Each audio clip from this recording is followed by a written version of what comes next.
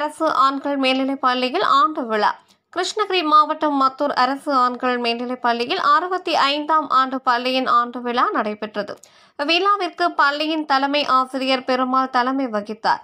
பள்ளியின் உதவி ஆசிரியர் சின்னதுரை வரவேற்றார். விழாவிற்கு பெற்றோர் ஆசிரியர் கழக தலைவர் கணேஷ்குமார், முன்னாள் மத்தூர் ஊராட்சி மன்ற தலைவர் மீனா சக்தி, திமுக ஒன்றிய கழக செயலாளர் குணவசந்தராசு, பள்ளி மேலாண்மை குழு தலைவர் மற்றும் உறுப்பினர்கள் ஆகியோர் முன்னிலை வகித்தனர். விழாவில் பள்ளியின் ஆண்டறிக்கையை உதவி தலைமை ஆசிரியர் சின்னராஜ் வாசித்தார்.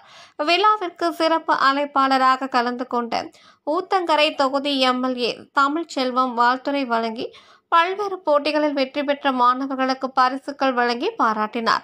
விழாவினை தொடர்ந்து பள்ளி மாணவர்களின் பல்வேறு கலை நிகழ்ச்சிகள் நடைபெற்றன.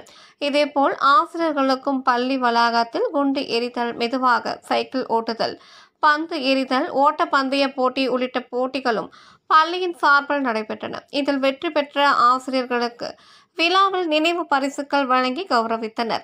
விழாவினை பட்டதாரி ஆசிரியர் ரவி தொகுத்து வழங்கினார். இதற்கான ஏற்பாடுகளை ஆசிரியர் சக்திவேல், கோவிந்தராஜ் உள்ளிட்ட இருபால் ஆசிரியர்கள் செய்திருந்தனர்.